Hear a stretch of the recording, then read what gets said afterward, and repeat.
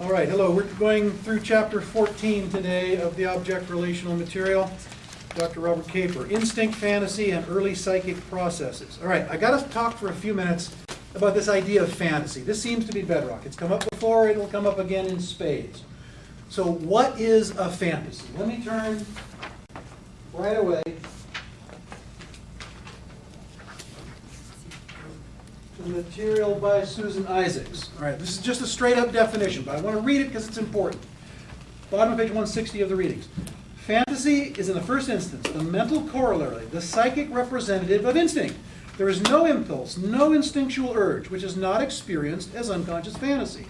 Moreover, the particular content of the urges or feelings, for example, wishes, fears, anxieties, triumphs, love, or sorrow, dominating the mind at the moment, is also represented by a fantasy. In speaking of instinctual urges, one is speaking, as far as the mind is concerned, of unconscious fantasy. The same is true of emotions. What we call emotional states are at bottom unconscious fantasies. This is a revolutionary way of thinking. And it's necessary for you to wrap your minds a little bit about what this idea of fantasy is all about. Now, you've all had fantasies. We all wonder what I'd do if I won the lottery. We all wonder what life would be like if we were dramatically different than we are. Daydreams are fantasies. Everybody's got them.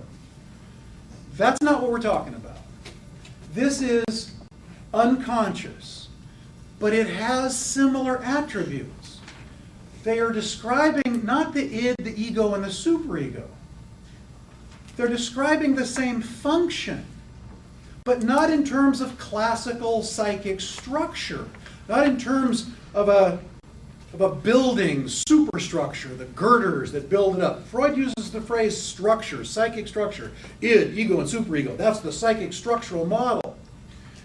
Klein and her followers use this idea of fantasy and shifted the way we think about human mental functioning. And they shifted it in a way, number one, that seems a lot more complicated, but two, also a lot more realistic or useful, or a way that seems to reflect how we actually experience things in the world. You've all had dreams, right?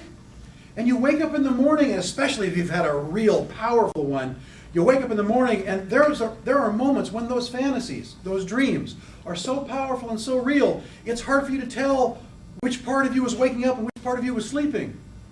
They're so powerful, they seem, don't they? So incredibly real. When you're in the middle of a dream, even if it's bizarre, you're going, oh look, giant monster. I'm scared. But there's no question of, wow, I'm really glad this is a dream because this ain't even close to real. It's never like that. The dreams feel so powerfully real. And I think what Isaacs and Betty Joseph and the rest of Klein's students went on to suggest, what Klein herself suggested, was that that's in fact how the mind is structured. It isn't some superego, whatever that is. You'll notice I've thrown that word out before. Well, it's the superego, as if that explains anything. Oh, well, if it's the superego, then that makes sense. No, it doesn't. It begs the question. It's sort of circular. What is the superego actually made of? How does it function? And the answer that the Kleinians had was the superego is, in fact, a fantasy. Introjected, taken in Freud's words, identified. The father or mother or the powerful figures in the child's life who he or she identifies with are taken in. And when you feel guilty about stealing the cookie when you're little, it's not that your superego is being punitive, it's that you have a fantasy of a harsh father, a judgmental mother, criticizing you, threatening you. Your fear is of abandonment. The fantasy, the guilt feelings is fears of abandonment, of persecution. But that makes so much more sense than some structural model with a thing called a superego. My sense is that the Kleinian way of thinking is more what we call experience near. It reflects a sensibility that in clinical experience, and I think just walking around makes more sense. Your dreams are vivid, seemingly real in the moment. That's exactly what they're describing as the building blocks of your minds, of your personality, of your character. You are the sum total of your accumulated, identified with objects, introjected, I don't care what the word is. You take them in somehow, and they populate a mind, and their relationships within you and their style of relating represents the core elements of your personality. Are you a loving, nice, healthy, appropriate person who can be in relationships with other people in ways that are useful and healthy? Klein would suggest that you have taken in enough love, that your object relationships are steeped in good objects. You trust the good objects. You have faith that the good things will happen because you've taken in all this good experience. But if you're a little paranoid, if you're a little cynical, if you're not a particularly nice person, if you're looking for the bad in others, they just suggest that you've taken in too much bad, that your fantasies are too drenched with the hostility that wasn't worked through into a more mature position where love mitigates hate. I love that phrase. Love, the mitigation of hate by love. The net effect of your childhood, the question that the Kleinians would ask are, have you had enough love to contain, to build up within yourself a good enough set of objects to overcome, to control, to contain the inevitable badness that you also experience? What child grows up without fear? What child grows up without loss or pain or frustration or anger or rage? All the primary emotions that we all have, and what Klein suggested, we all had from a very early age.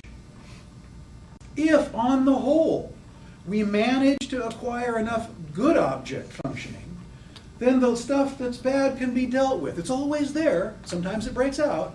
Everybody has a bad day, gets a little snappy. Right? That's that bad object coming out again, uncontained a little bit, and then we pull it back, and the good objects take over again. It's complicated because it feels nebulous, and we're scientists. We like solid things. We like structure. We want to talk about id, ego, and superego. Okay? But think about it for a minute also from the id's perspective. What is the id? Sex and aggression.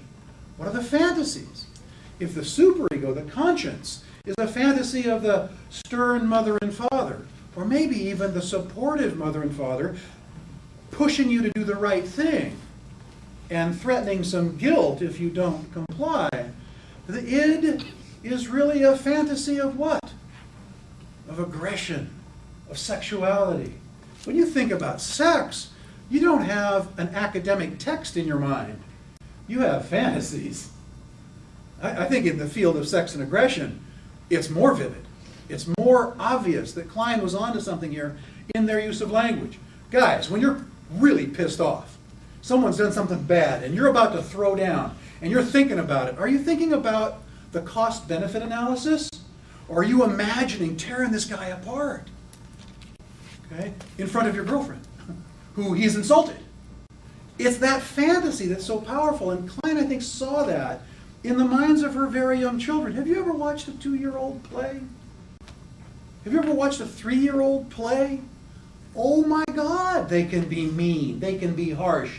One doll is knocking the snot out of the other doll, and the horse is being thrown into the pit, and it's amazing how powerful they are. And they also have love together, and they're all good friends.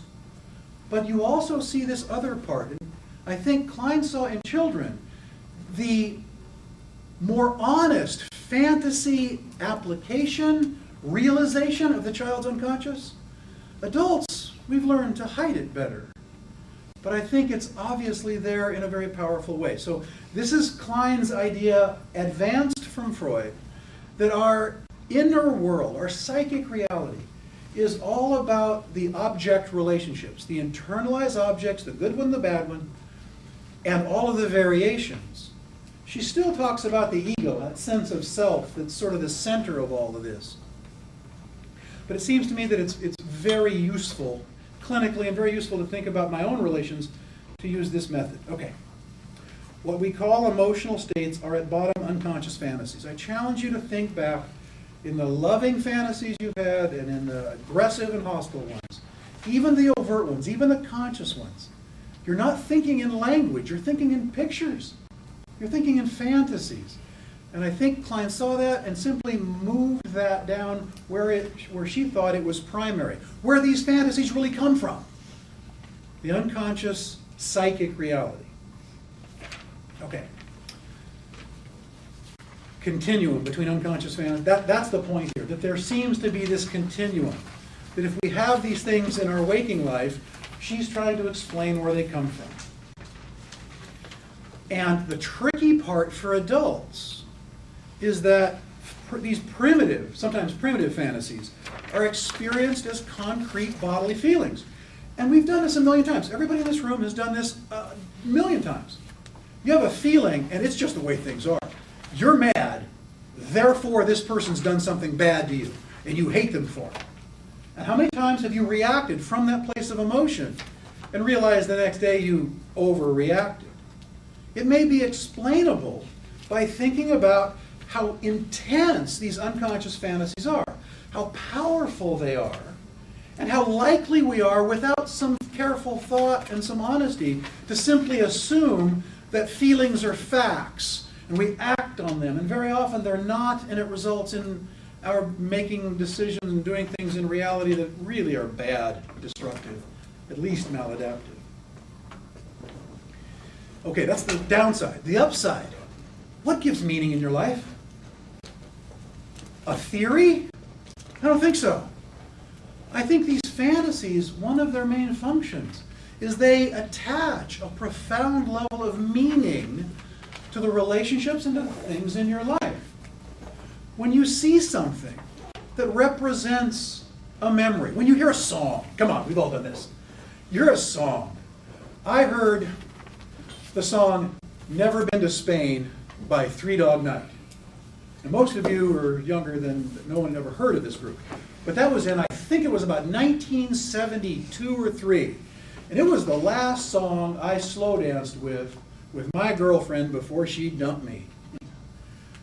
20 years later, I couldn't hear that song without choking up. Was I doing a cost-benefit analysis of my relationship with her? Or was I transported to this moment of intimacy and love and care that turned out bad?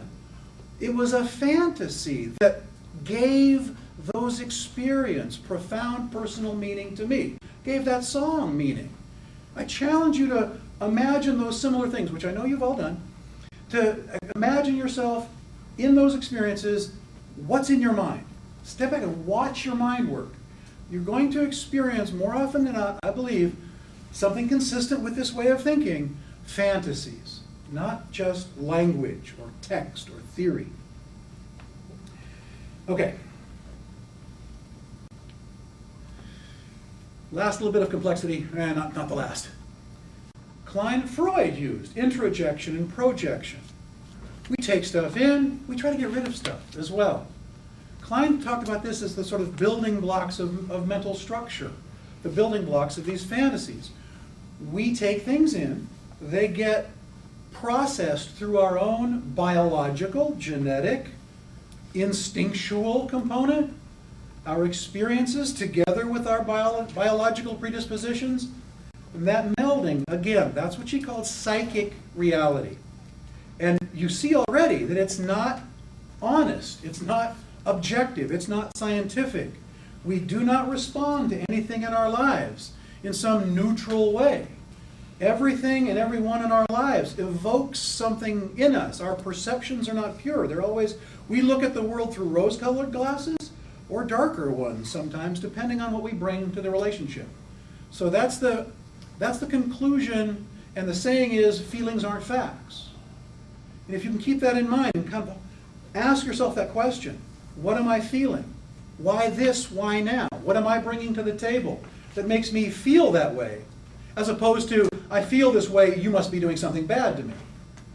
Or the other way around. I love you. You must be perfect. How's that worked out for most of you?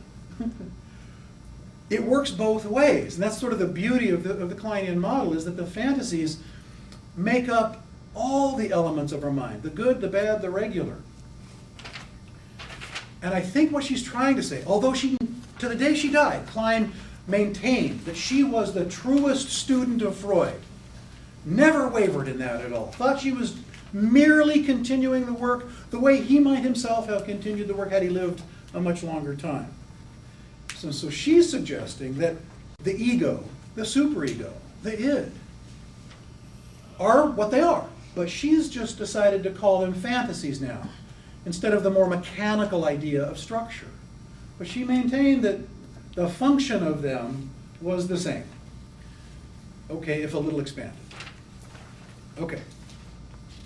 So states of mind, all of your states of mind, the joyous ones, the afraid ones, the happy ones, the loving ones, the hating ones, are the sum total of your fantasized objects in relationship to each other. Now, if you think about that, what that tells you is that the child's mind is amazingly more complex than we ever gave it credit for in the past. That we thought little children, little babies, are just bundles of joy, right? With occasional little bit of diaper rash. But it turns out that Klein suggested that if this is true for adults, that it has to start in childhood. And so the child's mind, which she saw in her play with the children, was infinitely more complex than we'd ever give them credit for. And I think that to me is one of Klein's biggest innovations, that we have to recognize that children are complicated, and part of our tendency to see them as simple represents our own needs, not the reality. Our feelings about babies don't often represent how babies are actually experiencing things. And if we don't know how they're really experiencing things, we can't meet their needs. If I'm not ready to acknowledge that much in a baby's mind is, as Klein said, tremendously painful, that they suffer greatly in these fantasies of persecution, in these fears that have no ability to contain themselves hardly at all. Unless I'm able to take that in as a real possibility, why would I bother trying to soothe a distressed child? I might just say, oh, come on, it's no big thing, get over it. But if I do that, then I just condemn the child to suffer alone without help. And that's a disaster for the child. And it doesn't do much good for the adult either. So I think Klein, maybe more than anybody else, opened up the possibility for better child-rearing practices. I mean, that may be the big take-home lesson in Klein. The ability to look at what's really happening and deal with the psychic reality of a child's mind in a way that's nurturing and growing and containing and developmentally appropriate. If she'd done nothing else, that would solidify her place in psychology. Okay. All right, let's move to chapter 15. Projective Identification and the Formation of the Inner World. One of the shifts that Freud talked about, and we've talked about this early on, is this what seemed like a bit of a linear development. There's the oral stage, the anal stage, the phallic stage, Oedipus complex, latency, adolescence, and adulthood. And if you were mentally ill, you regressed back to an early level of development where you were fixated on some developmental problem that got you stuck. Klein didn't think this way. I've talked about this already. It's worth mentioning again. Klein talked about this accumulation theory, that the idea that we brought all these experiences with us and they were all with us at the same time. We don't regress in a linear way. If I'm going to get crazy, I don't have to go very far because I brought crazy with me, is the line I used before. And that feels right to me. Haven't you ever lost your temper? Haven't you ever blew up, had a meltdown, fell apart? In our language, we use phrases that seem to describe perfectly exactly what Klein is talking about as we access more primitive elements of our present mind. So one of the key shifts in her thinking between childhood and a more adult functioning, between the terror of the splitting and projection of primitive part-object relationships. The baby doesn't have a relationship with its mother. It has a relationship with a breast, because that's all it knows. It doesn't know Susie, the mother, who's 35 years old, married to Bob.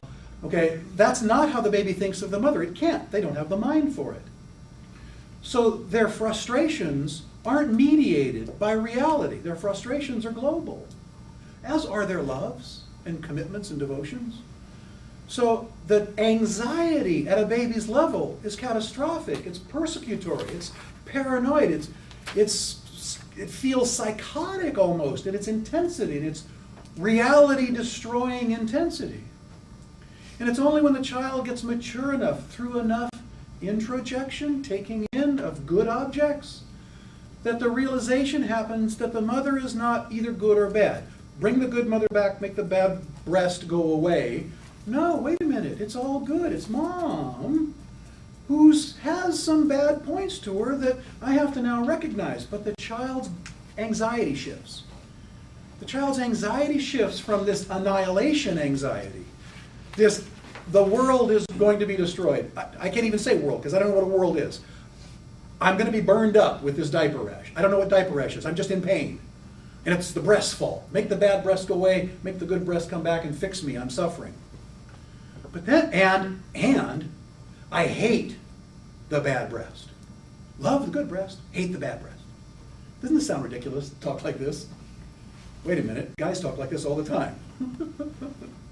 There's a little check for you. How many times have you heard some guy saying, I'm a this man or I'm a that man? That's so primitive. I mean, that our language reflects very often very primitive functioning, which can be understood using this way of thinking a lot. Some of it's beyond us, but some of it's available now.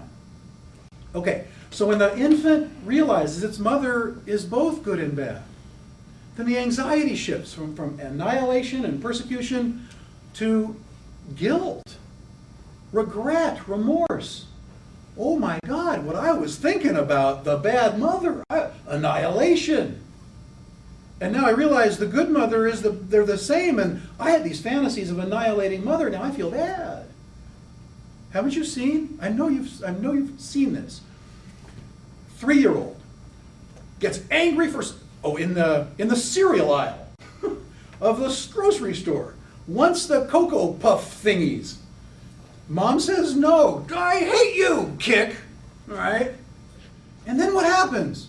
Okay, sometimes there's a meltdown and sometimes the kid keeps screaming, but often the kid sort of, I'm sorry, I love you. And you can see that incredible split and that incredible shift in the child's demeanor. They went from the all bad mother to the, oh my gosh, I've just kicked mom and she's really not all bad, and I feel bad and I gotta repair in the Kleinian sense. You can see it in their faces. They go from rage to love, and they're trying to process and handle this shift from the old anxieties, which are very intense, to the new ones, which are more adult, which are relating to a whole object, not a part object. And they're relating in a way at levels of anxiety that are much more manageable. Klein's idea of, quote, the immeasurable degree of suffering to be found in infants. First time I read that, I didn't like it. Not my children. They can't be subject to an immeasurable degree of suffering. That's horrible to think about. I feel guilty enough. So, but I think that required me to sort of step back, take a breath, and go, okay, what's really going on here? I know I don't like it, but just because I don't like it doesn't mean it's real, doesn't mean it's necessary to understand. Okay. So in this chapter, she brings up, or Dr. K brings up, Klein's idea of fairy tales. And I've already talked to you about them last time, but just to recap, this is another one of those little hints in our adult lives that suggests an explanation consistent with Klein's understanding of mental development. You've all seen, what, Transformers? You've all seen Superman? You've all seen these comic book characters come to life on the big screen. Excuse me. So what's going on there? It's always the same, isn't it? There's a good guy and a bad guy, and the bad guy wins and a good guy loses. Or the good guy wins and a bad guy loses. A little Freudian slip there, sorry. All right? But I think that's just a projection of our own sense of self. We recognize, we want to identify with a good guy, but we also find the bad guys a little bit fascinating. I think I told you the story of when my now 8-year-old stepson, the first time he saw Star Wars, he wanted to be Darth Vader. I think he identified rightly with the part of him that could be bad, but also was powerful and therefore kind of attractive, kind of seductive. And he would go around the house with his funny breathing and his lightsaber. I got him a lightsaber. Let him go with the fantasy for a while. He'll figure it out. But I think our movies and some of our stories reflect a psychic structure, a psychic reality that is explainable in Kleinian terms. Splitting, projection, seeing things in black and white terms. Come on, folks, what's politics? When was the last time a Republican thought the Democrats were reasonable people? When was the last time the Democrats thought the Republicans were thoughtful, moral human beings who had their legitimate perspective? I mean, if ever there was a place where Kleinian theory on human mental functioning is proven, it's in politics. Split, project, put all the bad things on the other side. What is genocide? What happened in Rwanda, in Cambodia? Right? What happened in downtown Seattle 5 years ago during Fat Tuesday when there was little mini riots broke out? We regressed to a splitting, a primitive mental function. I'm the good guys. They contain all the badness. But all that means is they take the badness inside of them and shoot it out there. What's homophobia? Heterosexuals that hate gays. But isn't it true that most of them really hate something gay about themselves? They project it out and then they hate something about themselves more than the people they're talking about. Homophobia, racism, always says more about the homophobe and the racist than it does about their target. It hits too close to home. They can't stand it, project it out, and there's no rational discussion. Are you going to send someone who commits a hate crime to a re-education camp where they'll learn how to be nice and polite to others? If Klein is correct, then those efforts are worse than useless. They're silly and probably counterproductive directly. If you see where hate comes from, if you see that we all are subject to these feelings, but most of us have managed to introject, take in, identify with enough good objects that our hate is contained. And we make reparation to those we love when we make a mistake, as we always do. So again, Klein, in terms of her developmental sequence, talked about the paranoid schizoid position, and she talked about the depressive position. And and I'm sorry, I apologize, the language is terrible, but the paranoid schizoid position, using language that we usually associate with mental illness, is what Klein used to describe a developmental position. Primitive, birth to 6, 8, 9, 10 months, dominated by splitting and projection, dominated by extreme anxiety. And it's only later, the depressive position, where integration happens, where a child's mind becomes more adult and whole and responsible and able to take back the projections and heal the splits and see the people in their lives as whole objects instead of part objects, which could contain all of their bad emotions. Okay. The best example of this I've heard is a client of mine who I'd seen for several years, twice a week, so we had done a lot of work together. He came in one day and described the day before, and it was very boring, frankly. He was just, I went to work, I turned on my computer, I did this, I checked these emails, and he's walking me through this, and I'm bored, and all of a sudden I start feeling very sad. I start feeling I almost teared up, and my first response was to sit there quietly and examine what's going on, and my first thought was, did he say something that evoked something in me? No. Did I miss something? Boring. No. I had no data. I didn't know what to do. So I just sat there and kind of contained my feeling. I didn't do anything. I didn't say anything because I didn't know what to do or say. So I waited. About 30 seconds later, he says, oh yeah, one other thing. Last night, my daughter came home, young daughter, 16, fell in love a few weeks before, and she got her heart broken. The guy dumped her cold. It was bad. And I understood what happened almost immediately. He told me that like he was tossing off the other boring things of his day. And I realized very quickly that before he'd said that, I was picking up his projections. He's a father. He loved his daughters very much. And his daughters were in agony, their first broken heart. And he couldn't do a damn thing about it. And he couldn't feel. He couldn't feel that. It was too terrible for him. He didn't have the strength to see the reality, so he stuffed it. But he projected it out. It was bad. It hurt him. So he projected it out onto me. I took it in and went, oh, that hurts. And then when he relayed the story, I got it. His unconscious mind was talking to me, my unconscious mind before his verbal communication was going on. Fortunately, I was able to figure out what was going on, and before he could go farther with his boring story of his day before, I said, wait a minute.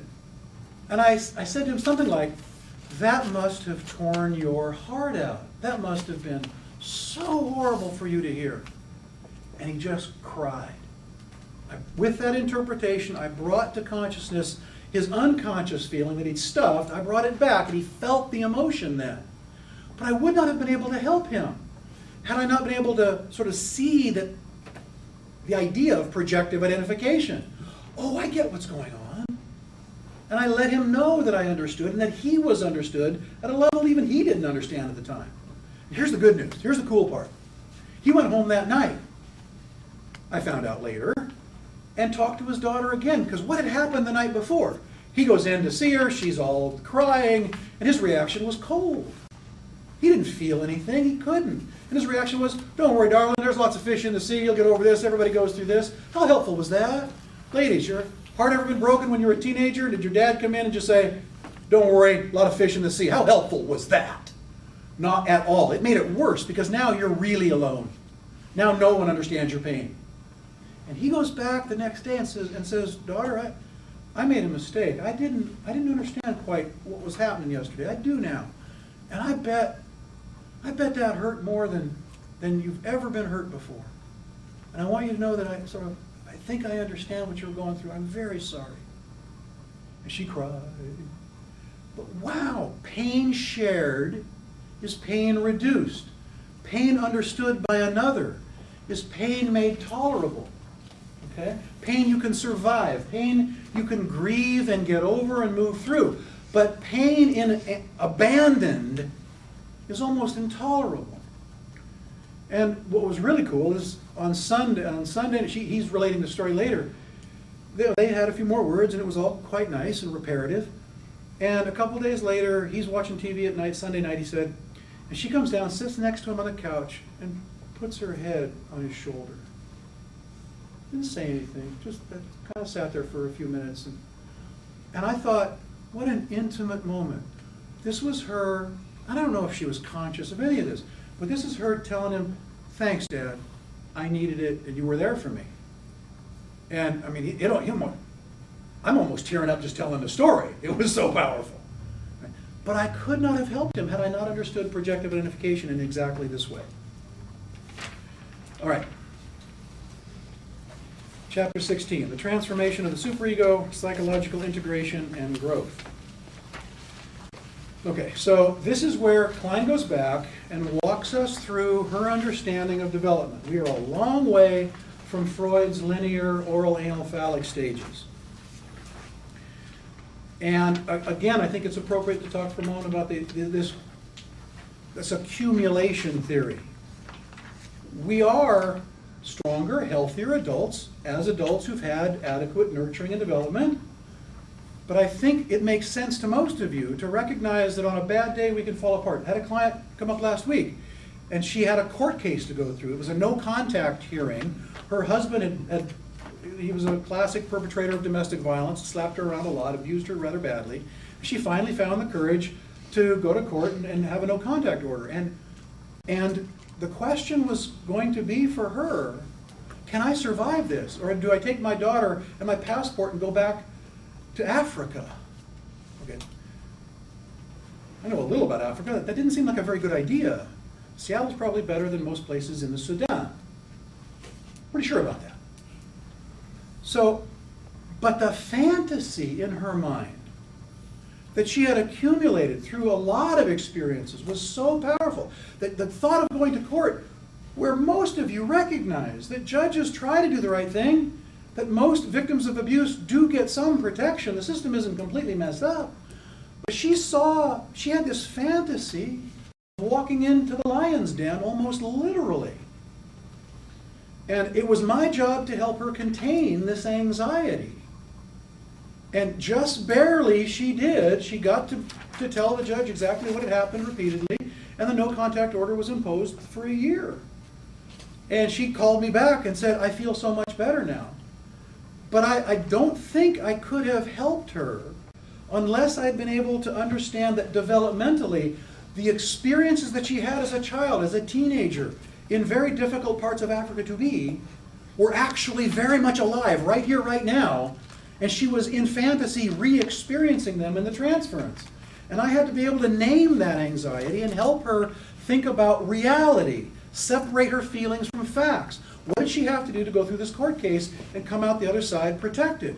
She could not allow herself to fall apart and give up and run away. That would have been a disaster for everybody, especially the child, I think, under the circumstances. So I challenge you, when you're feeling intense and emotional, to recognize that you've gone through a developmental process, you've accumulated good experiences and some bad ones and a bunch in between, and that your feeling states are always going to represent some constellation of fantasies that never 100%, and sometimes not very much at all, correspond to the reality that you're in. And I know no better way than that realization to make better decisions in the real world. If you can do that, if you can stop and wait and think, and take a breath, and have Donovan Bigelow sitting on your shoulder, whispering loudly, is this a feeling or a fact? Is this just the way things are? Or are you bringing something to the table? I had a woman in class this morning, divorced, and her son, now 12, and the father are angry at her because she's dating after 5 years, okay? Waited 5 years to date, focused on the welfare of the son, good for her. And now she's pissed off at the son because, what am I supposed to do? I'm not supposed to date ever? And I said, no, you're supposed to realize that his fantasy, in his fantasy life, you're abandoning him again. It's not his fault that he's angry with you. It's important that you recognize that this is a dynamic that he comes to honestly, that he's had an experience of abandonment. And he's mad at you because he's feeling that again. Are you abandoning him? No, but his psychic reality is screaming, not again, not again. And if you recognize that, and if you can say that, if you can interpret that, if you can acknowledge the reality of his psychic pain and fear, and not just say, dude, you're 12, get over it. You can't be this mad at me. I'm a good mother and I've tried really hard and I get to date. Deal with it. What do you do when you say that? You're just like my client who was telling his daughter there's a lot of fish in the sea. It's not helpful.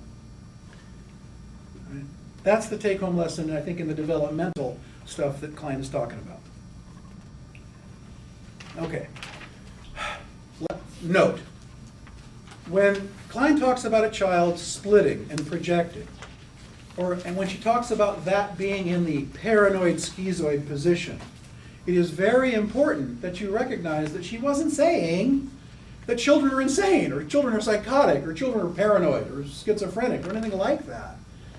That she's simply describing a mental function, a primitive one, that if she was seeing it in adult, probably would be psychotic, described as psychotic.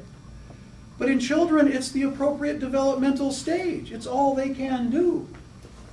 And I think the student's son is in the same position. It's all he can do. It's the sum total of his accumulated experience. His mother is leaving, and he's feeling drenched with anxiety and anger at being abandoned. So I want to be careful not to pathologize what are normal emotional responses to inevitable difficulty. Not every pain is pathology. Not every hatred is mental illness. We love and we hate, and a lot of those emotions in between, in the normal course of our human existence. So we have to ask, is it normal and developmentally appropriate at that time and place, in that age group? And if it is, okay, then we manage it. If it isn't, then we have to intervene a little more aggressively. But you got to ask that question first. You can't assume that it's bad or it's mentally ill. Okay.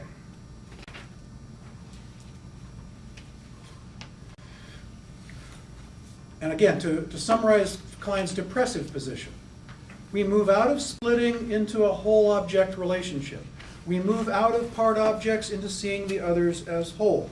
We shift out of paranoid anxiety into the normal guilt and grieving. We negotiate a path between love and hate. I think maybe the most important part of chapter 16 is the last 2 pages. Reparation, creativity, and normal psychological development. I ask you to read those very carefully. Here's the take-home lesson. He's saying, and Klein is saying, that it isn't an option to be creative or not. It isn't an option to have a life where you don't engage in creative work. You have to do something. You have to write. You have to work. You have to engage in some creative activity. You have to raise healthy children. You have to overcome some of your difficulties. The list is very, very broad. But what they're saying is that we are creatures who have evolved over 1 million years in a hostile, difficult environment. That's what we're tuned for. That's what we're geared for. Why did Rome fall? 472 AD, give or take change. The Romans had conquered everything. They were amassing tremendous wealth. They had the whole world that was known at their feet. There was no one left to conquer. What happened then? They started just taking money, extracting payment from the tribes. And what did they teach their sons in the next generation? Did they teach them conquest? Did they teach them war and nobility and courage in battle and all of the martial skills necessary to found an empire? No. And then what happened to their children? In 3 or 4 generations, the pride of the Roman legions were reduced to decadence and circuses and the terrible atrocities that were perpetrated when they started getting soft. And very soon the barbarians just came in and took over. They didn't conquer Rome. It rotted from the inside and fell apart. We're not creatures, Klein suggests, designed for the easy life. And you all know someone who's what they call a trust fund baby, right? You've all heard that phrase. Someone who whose parents are wealthy and they give them a trust. They turn 18, they turn 21, they turn 25, and they get $1 million. What happens to them most of the time? Badness. Nothing but badness. Okay? They become weak and decadent like the Romans, like maybe a lot of us in our rich society. We may be becoming this way. Klein's discussion here is a warning to us that we're not designed for the easy life. We're not designed not to face challenges, to overcome ourselves, to overcome obstacles in the real world. And she's challenging you to find that work that provides you with a healthy sense of being in the world, a healthy meaning, a healthy purpose. And then, again, the possibilities are very broad. Whatever floats your boat, if it's meaningful. If it's endlessly playing computer games, something's wrong.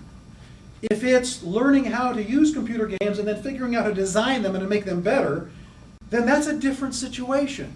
Again, 2 people doing the same thing, one might be healthy and the other might be quite mentally ill. What's the meaning of the thing?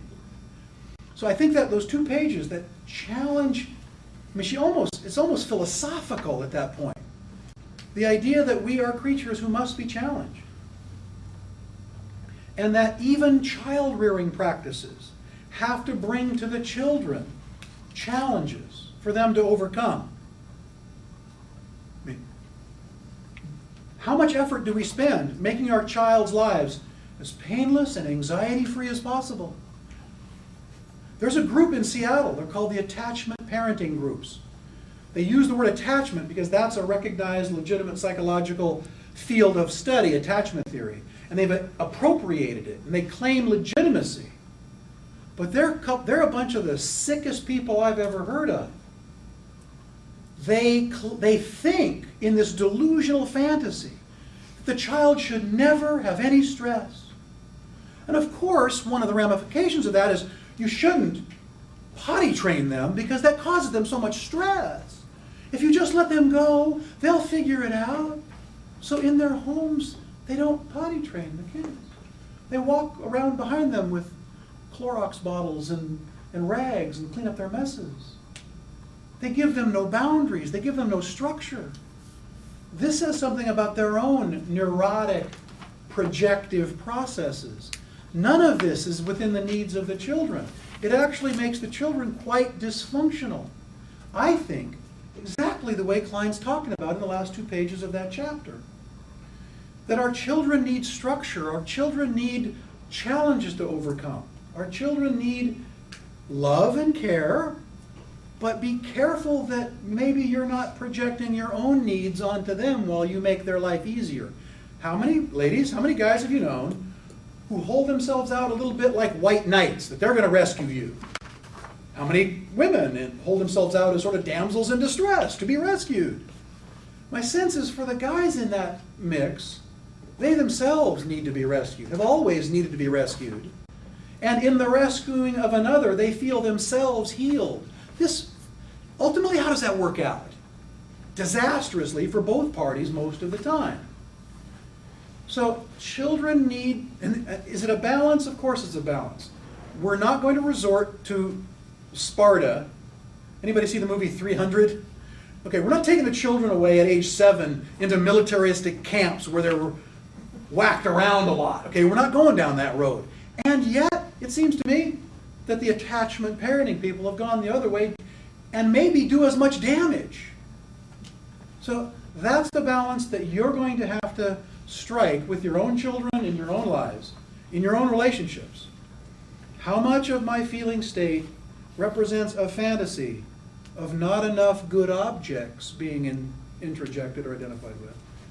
How much of what I'm doing is based on this transference or projection of my fantasies, and how much of it is really reality?